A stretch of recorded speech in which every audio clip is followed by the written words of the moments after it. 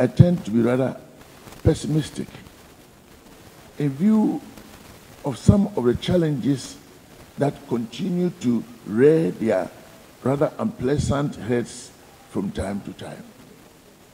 Are we certain about the rules of the game? And even in our country here, we continue to have a number of hiccups as a result of the mere presentation and representation and interpretation of the rules of the game. And that is quite dangerous. It should not be a situation that any electoral boss can, at the eve of the election, bring about rules and regulations which tend to be contentious. I believe Africa, working in tandem, should be able to compare and establish the best practices for the electoral process.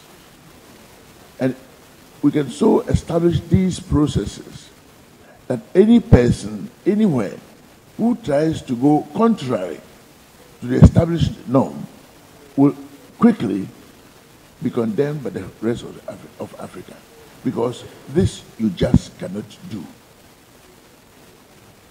Within the same context, limitation of tenure is crucial. Can we have an Africa, an ECOWAS just watching on, or an African Union just looking on as some president wants to rule forever?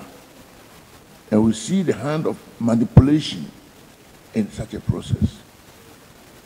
Distinguished ladies and gentlemen, with regard to the example of the European Union, for example, we see that Spain and Portugal, wanting to become members of the EU, were prevented from doing so because by the European standard, members of the Union felt their democratic credentials were not strong enough. What are the established democratic credentials in Africa? And no one is going to do that for us.